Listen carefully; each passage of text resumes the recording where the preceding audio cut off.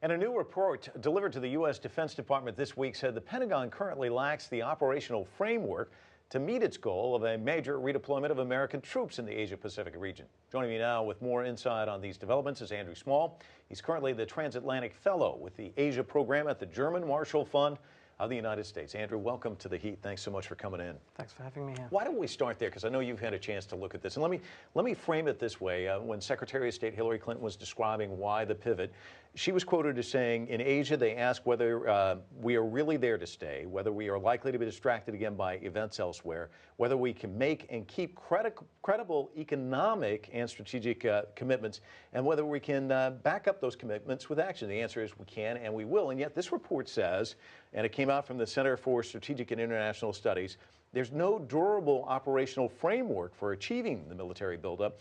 And it's quoted as saying the Department of Defense has not adequately articulated the strategy behind its force posture planning or aligned the strategy with resources in a way that reflects current budget realities. Isn't that really the crux of this, that the money just isn't there, is it?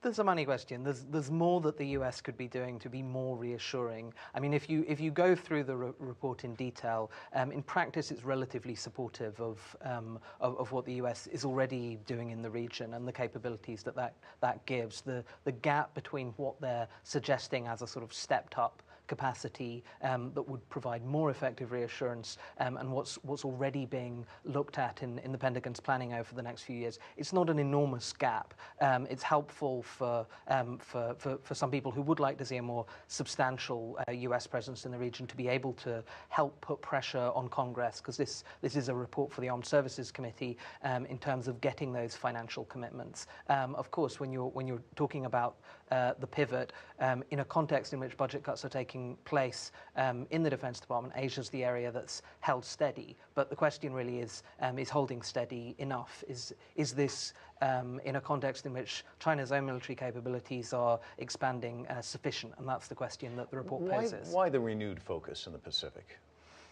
First of all, it's a question of reassurance to allies in the region.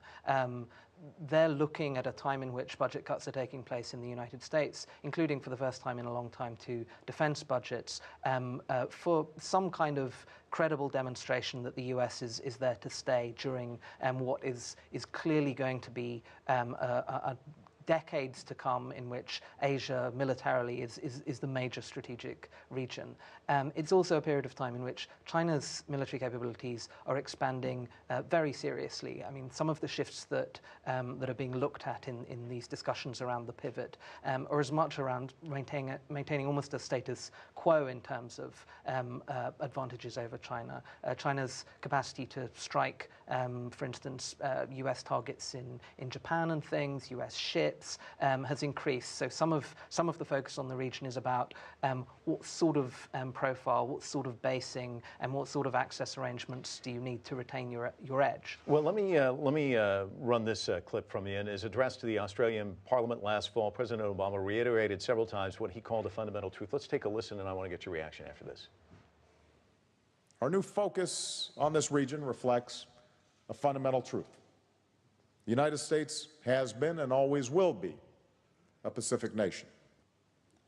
As president, I have therefore made a deliberate and strategic decision.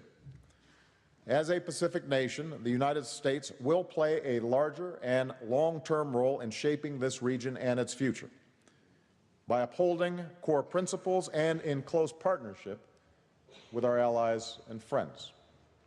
Might seem strange to some of our American audience that the president would be talking that way. Hasn't the U.S. traditionally respected China's dominance in the region, and what's changed? Is it just the spending? Is that what changed the dynamic?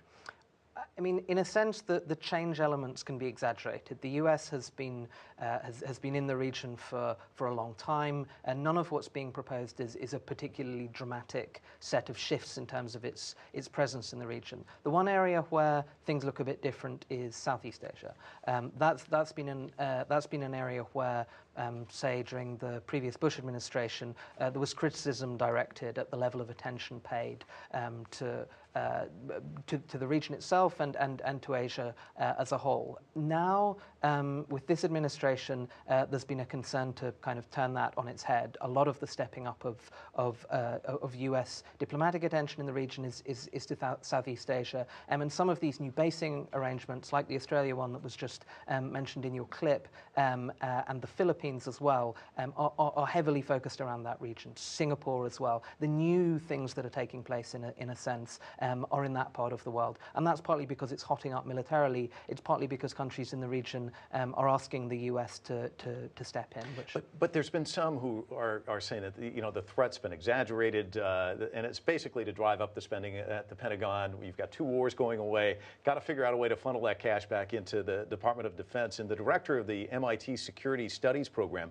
is quoted recently in the Washington Post as saying, "The old joke about the Office of Net Assessment is that it should be called the Office of Threat Inflation. They go well beyond exploring the worst cases. They convince others to act as if the worst cases are inevitable."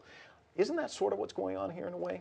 Well, I mean, if this was a US-driven thing, then I think the case for that would be strong.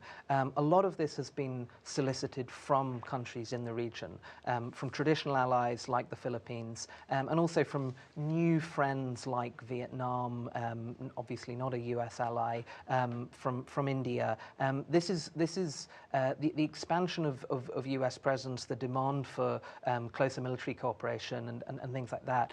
It's not being forced down countries' throats at the moment. It's easy to look at it through the Western prism. It's easy to look at it from the prism of the allies, but the Chinese prism this almost looks like diplomatic encirclement, and in some ways, couldn't this drive up tensions even more?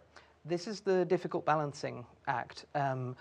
China's military is expanding. In some cases, naturally, its presence is expanding. There are natural reasons for lots of these things to take place, but there is also a natural counter-reaction. I mean, the problem with a lot of these things is that they end up being driven by expanding capabilities and concerns about capabilities on different sides rather than necessarily intentions. I mean, some of this is very classic security dilemma type stuff. On China's part, of course, it's going to look like this. And conversely, on the U.S. side, it's going to look like China taking a more assertive role, kind of assuming more dominance over countries in the region. Countries in the region, of course, want to have the best of both sides. When you say dominance, really this is an issue of countries fighting over tiny islands in many respects. And when you look at the Malvinas in Argentina, President Obama was just recently in Cartagena saying, look, we're neutral on this. They're not moving ships in that direction. That's a battle between Argentina and Britain. Arguments by countries over islands, that's been going on since the beginning of mankind. Well, I mean, this is the difficulty. Even for some of the U.S. can't be in a position of taking a strong line on some of these territorial claims. It can't get embroiled in what are still genuinely debated territories in a number of these cases. And I think there's a concern, of course, that if it does too much on the reassurance front, then it will embolden countries like the Philippines and Vietnam to do too much and push things out now while they think they have the US on side, while China's military isn't perhaps as strong as it will be in 10 years' time and this sort of thing, which makes it a difficult window and a difficult game for the US to play.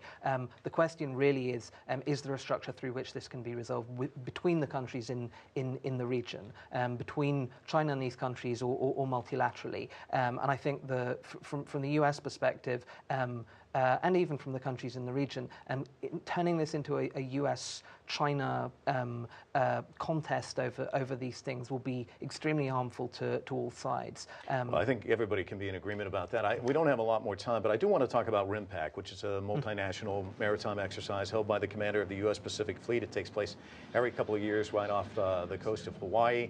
Runs from June 27th to August 7th. 22 nations involved. The United States invited India and Russia to participate, did not invite China. Was that a snub?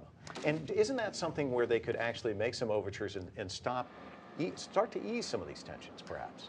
I mean, RIMPAC is, if you were to pick one of the exercises that over time could China take part in them, yes, it's sent observers in the past. The fact that a country like Russia is taking part, in a sense, in another way demonstrates precisely the nature of the thing. This is not a serious kind of allies-based exercise to deal with contingencies in the region or anything like that.